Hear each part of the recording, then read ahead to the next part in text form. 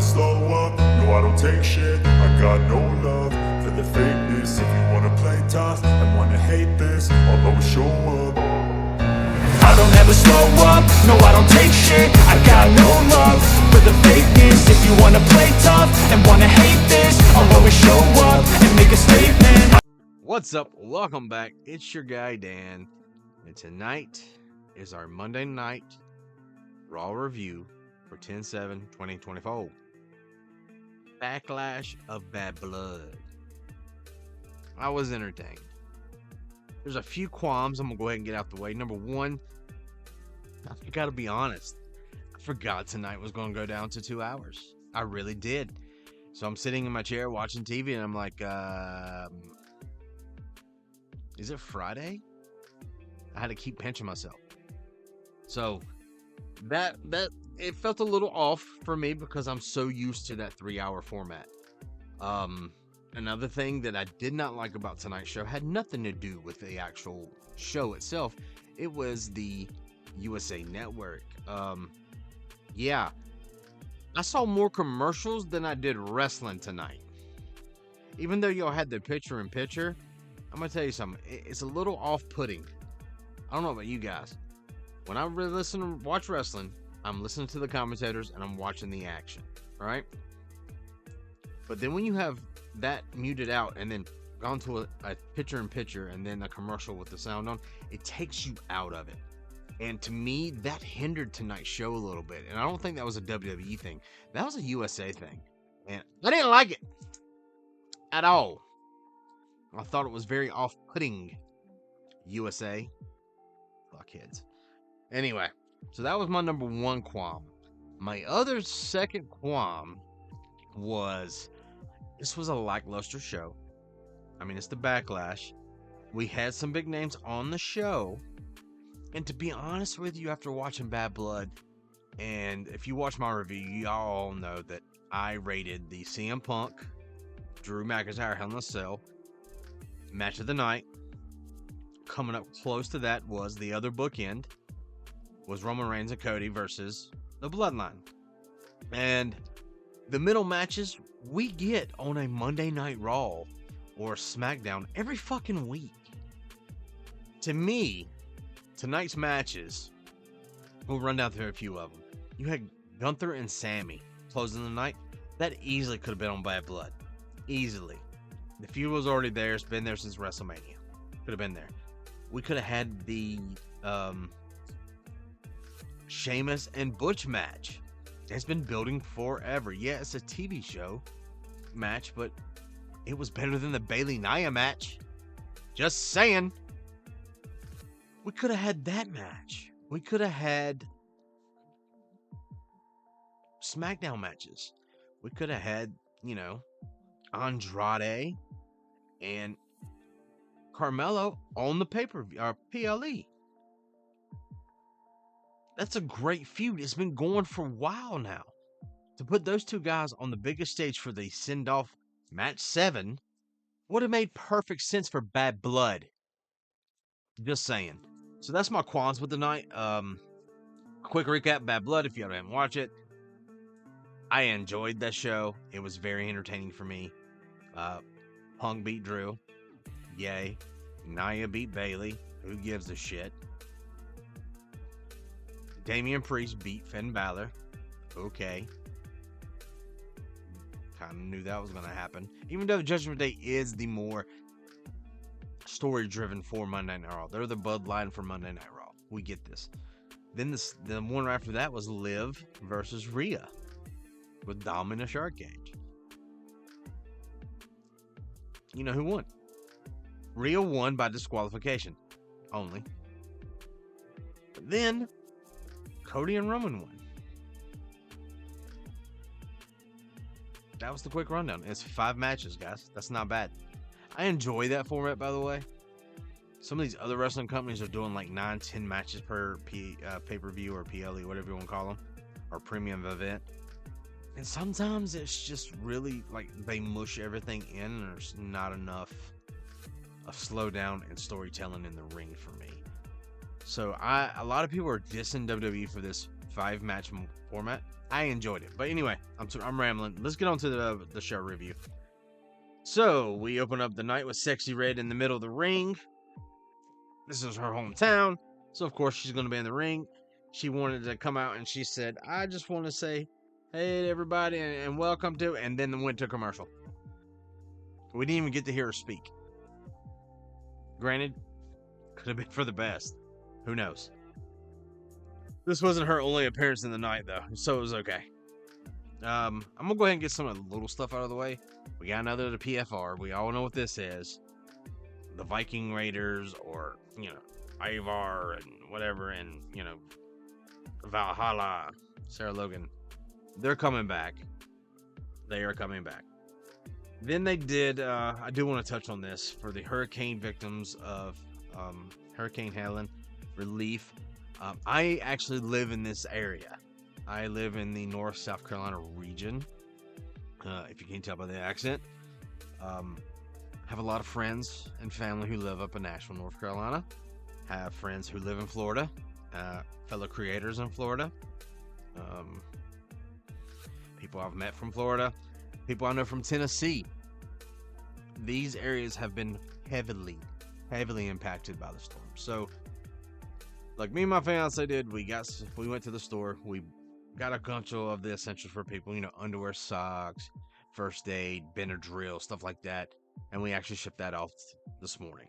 She did, her work. So, anything and everything that you can help with these people. There's still people out there with no water. People who lost their houses. I know somebody who has nothing. He had farmland. And it's all gone. His animals are gone. His house, gone. Everything is gone. People have lost family members. So, if you can, donate. I'm not saying you have to go to the Red Cross. I'm pretty sure there's someone in your town that is actually making personal trips to those areas for those helpful needs. So, if you can donate, great. It'd be greatly appreciated, but we know how tough times are these days with the economics and the state of the United States. We get it. Another recap is they showed this god-awful belt. So basically, Triple H introduced a new title belt just for Crown Jewel. So it is the men's heavyweight and the WWE World title. Sorry about that. Whoever has those two titles, they will face off at Crown Jewel. But here's the thing. Neither one of their belts are going to be on the line. They made this new belt. So for every year someone goes back, the two champions from those brands will fight for who is the ultimate champion. Just in Saudi Arabia, though. So, yeah, there's that. I'm sorry. And the belt is god-awful. This looks like Lucha Underground and AEW had sex, and this is their illegitimate child. The side plates, this looks like the World Championship right here on this side, and another side does have the resemblance of the same as this one. And in the middle, it just looks like this humongous thing. It's like 50 carats and jewel and diamonds, 50 carat diamonds and stuff like that. To me, I'm just like, we know what this is for. This is a money grab for WWE and Saudi. This is to keep them happy. If you know, you know. We got our boy Yeet Master come in, and that's another thing. They didn't have nobody on Judgment Day was here. No one on Judgment Day showed up. Drew McIntyre was not here. Understandable. He is injured. Very injured. He had 16 stitches on the top of his head thanks to Punk. But they're doing the same old. They're going down the match night. So tonight, you're going to have the Gunther versus Sami is going to be the main event. Intercontinental with Jey and Xavier. You're going to have a 8-woman tag match. I know. I'll have to read off their names because I know you guys are getting tired of me saying I just don't know their names. There was very little tonight. Hang on. Let me look. I'll look back at my notes right quick. I know this. Oh, had the Sheamus and Butch match, or Pete Dunne match. To me, he's still Butch. He's still Butch. That was it. There was only 4 matches, but a bunch of promo and a bunch of backstage stuff happened, and we'll go through that. So CM Punk enters the night, and this man is selling like his life depended on it. He was limping out. His arm was done like this. His hand was actually taped. He had bandages across his forehead, across his eyes. And this man started to talk like this was it for him. Like this was going to be the end of his career. And as me being a CM Punk fan, and what I mean by fan, I mean like fanboy glazing, like super fan mark for him. I was in shock for about a few minutes until he made the one reference, and he was like, and I said this on my video, he shut a lot of critics down. He shut a lot of the naysayers. He thanked everyone. Thanked everyone in the back, his fellow competitors, the universe, and also his haters. And then he says that if you keep doubting him, and he'll keep proving you wrong. That's when I know this is a work. He's just taking some time off. He's going to spend some time with his wife. I figured he would get jumped by Drew at this point, but no, didn't happen. Not at all. I am actually very proud of that match. If you did not watch Bad Blood, this was the first match of the night, and this set the tone for the night, and no one could compare it to the last match. The 2 bookends, the first match and the last match, were the matches that you needed to watch. Drew McIntyre and Punk put on a classic. Not only a classic, one of the most brutal Hell in a Cells that you've ever seen in your entire life. It was actually very well done.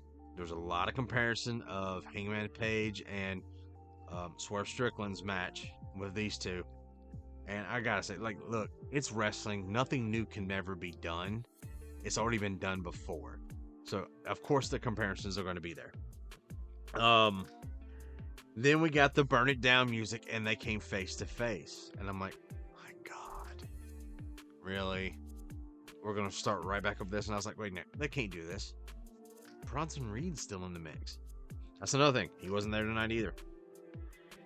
They passed each other, didn't say anything. And Seth said he actually had to give it up to CM Punk, Drew. And everybody about that. And he's like, talking about 15 minutes of fame, he goes, you got my attention now. You put me on the shelf a couple months back. I came back and I show you that I'm still here. I will give you your 15 minutes of fame, and then I will take it from you. Basically is how I interpreted his promo. Then he got cut off by my boy. I mean, look at his face. That doesn't look intimidating. That looks like somebody at your Ring doorbell was like, I got your DoorDash. Just saying. My boy, Jey USO, is defending his first title defense for his Intercontinental Championship. And he actually cut off Seth, and then him and Seth actually walked by each other. They didn't yeet. They didn't, like, slap hands. Seth actually kept his eyes on Jey the entire time as they were walking. I'm like, really? Really, Seth? You're going to turn heel on Jey USO, of all people? Okay. The place was going nuts, though. I mean, the entire place, all you saw was this. And it was so good. Jey is now on to another level. Honestly, Jey doesn't need a title. He really doesn't. I want him to hold this title for a little bit. I do. I want him to have some prestige and not just a one-hit wonder. I want Jey to have a successful solo career, because as you know, on Bad Blood, his brother Jimmy is back, and he did align himself with Roman Reigns. So the OG bloodline is starting to be reformed, and to me, I really do not want Jey in the mix just yet. Look, the bloodline has been going for 3-4 years now. It could go for another 3, and we will all eat it up. So let's just let it happen. But I want Jey to be alone for a little bit. So his first match would be against Xavier Woods. Woods came out. Woods was very aggressive in this match, like over aggro. He was dominating. He was killing it. And to me, that's just amazing. We know he's going for a heel turn. We know he's going dark. And it was domination time on Xavier Woods' side. Jey did finally make his marks. He pinned him, and then he tried to shake Woods' hand. This is so great. This reminded me, remember of all the stills we used to get of Michael Jordan when he was doing the dunks on all your trading cards and like posters. So yeah. So Jey and him were on the ground. He got up. He helped Woods up. He went to go shake Woods, like he gave Kofi daps. He went to go give Xavier the same way, and Woods just walked away, bro. And I was like, really? This is how you're gonna turn heel? Don't be a bitch, bro. But out of nowhere, this mother Bron Breakker runs from in and spears the shit out of Jey. Starts beating him down, all this stuff. And last week, he was giving him props. So to me, what comes to, and he went straight to Gunther last week and kept looking at him. And that was the direction I think they were going to go. And I think they had to backtrack a little bit for the Gunther thing. Because I think they're going to have a special Gunther match. And honestly, I hate to say it, Gunther and Bill Goldberg got into it at Bad Blood, verbally. Gunther got into it verbally. Goldberg was just basically didn't hear shit from him. Goldberg, we don't want that to happen. And if it does happen, you need to be squashed in 10 seconds by Gunther. Just saying. And then Kofi said, we got to go help him. Kofi jumped in, and Xavier's like, why should we help him? I just lost to him. Xavier's turning that switch around like, fuck everybody but me, to be selfish. And honestly, Xavier has been the less selfish person in the New Day. If you think about it, Kofi won, Big E's won. What has Xavier got out of all this thing? Nothing. He's gotten his ass whooped. He's been left on the shelf. You know what I mean? For 10 years. 10 years for the New Day. And this man has not got his own solo. He's always been a tag team.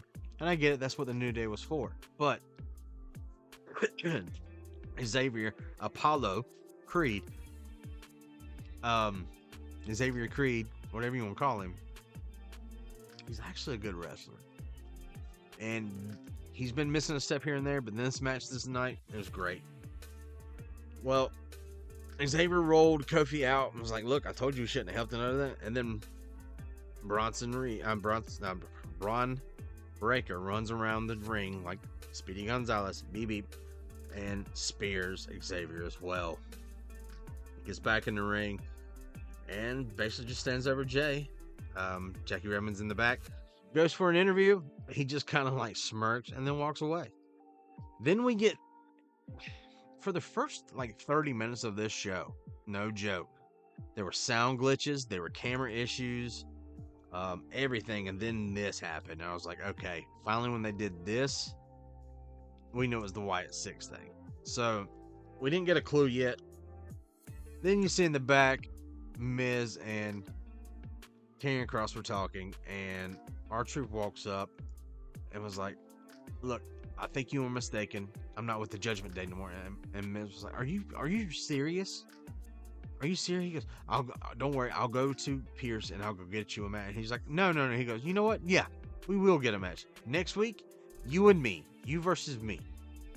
And then Kross was like, yes. He goes, I'm not with the Final Testament. This is not for you. This is for me.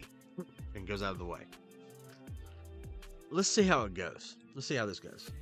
Next, we have the Sheamus Pete Dunne / Butch match and the good old-fashioned Donnybrook match. This, if you don't know what a Donnybrook match is, you ever seen Peaky Blinders? It's pretty much like an Irish street fight to a point. It's like a pub fight. Sheamus came out with a shillelagh. Pete Dunne came out with a cricket bat. You gotta know what a crumpet is to understand cricket. Anyway, cricket. Pete Dunne. It was a nice match. Actually, I was like, this was the least amount of match I was like, yeah, I'm not gonna be interested in this match. It actually was a very good match. I enjoyed it. I suggest you go back and watch it. They actually had a lot of time to go. Oh man, that was the coolest thing right there. Pete Dunne zip tied this man's arms behind his back so he could make sure that when he pinned him, his shoulders were to the mat. Sorry, it's like, oh, excuse me, guys, sorry. And Sheamus beat this man with no arms. He bro kicked the hell out of this dude and then pinned him with no fucking arms. Somebody just got buried. Oh, I'm kidding. Nah. Pete Dunne's always going to be the bruiserweight, man. Even though I call him Butch a lot. I give him hell. Next, this is where I got to go back to my notes, people. Oh my God. I don't know 90% of these girls' names, so do not hold this against me. I am not good with names in life generally. I am only good at normally faces. I know faces like crazy, but if I don't see you every day, I'm not going to remember your name. I swear to God, I won't. There's family members that I look at them and I'm like, oh, what are their names? This was supposed to be it was a 10-woman tag match. So this is on one side, you had Natalya, you had Kayden Carter, Katana Chance, Zelina Vega, Laura Valkyria battled, PS Pure Fusion Collective, which was Zoey Stark, Shayna Baszler, Sonya Deville, Isla Dawn, and Alba Fyre. And this match was a train wreck, but it was all right. I know it was a way to get every one of these females in on the show. I'm okay with it. It was a dumpster fire.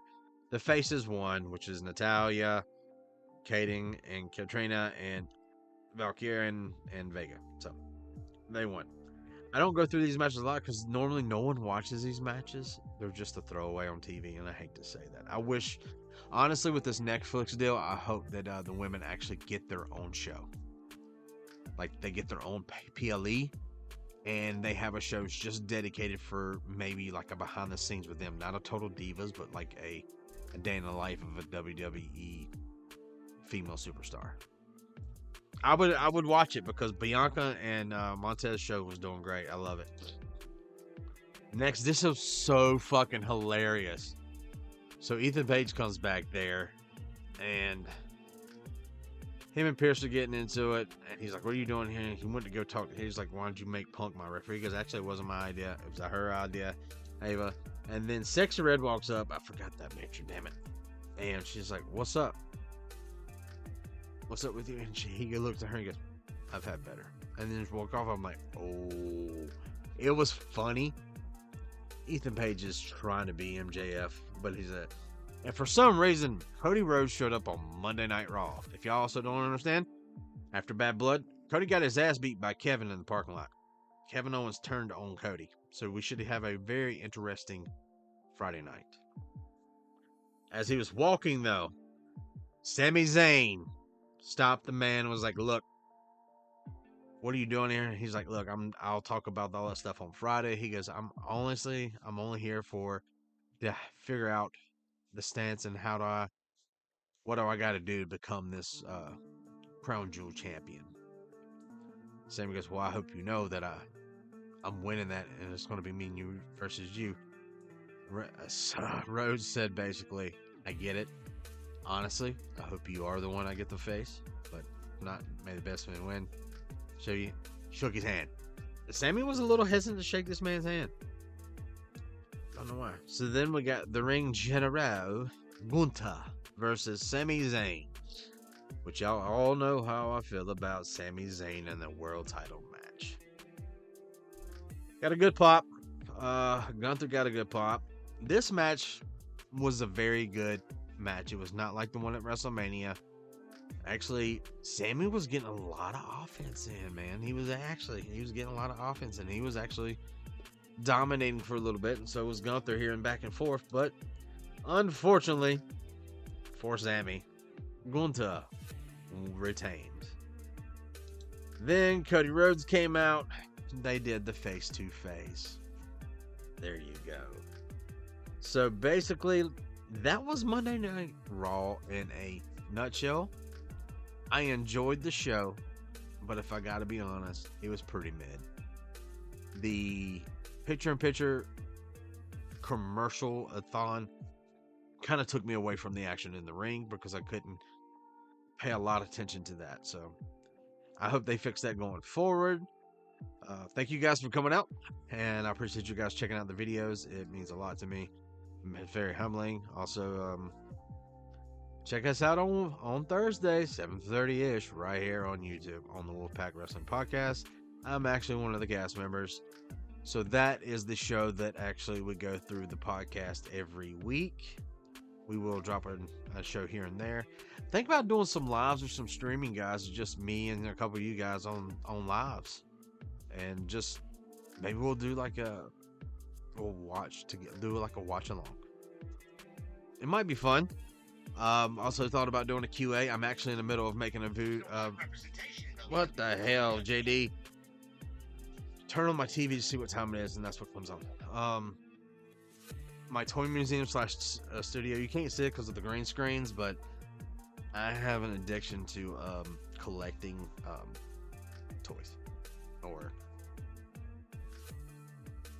collectionable, like collectibles. There you go. But so look out for that. Also, you guys have a good one. I hope you enjoyed Monday Night Raw. I am really waiting for they go to Netflix so we can see what kind of program we're gonna get. Yeah. So you'll see me Thursday on the podcast, and then Friday for my SmackDown review. I will not be reviewing AEW. I never really do. Only do certain spots. I'm actually waiting. We've talked about this with another creator about doing a collab on just AEW, because I cover mostly WWE. He covers mostly AEW, but we watch both, so it'd be a kind of nice to do that. I do not want to start another podcast. I'm on the podcast with Wolfpack. Not leaving that podcast unless I have to. I enjoy that. Those are my family. That's my brothers and sisters. So of course, I love it. All right, guys. As always, be good people and be like Kevin Steen. You better act right before you get smacked right.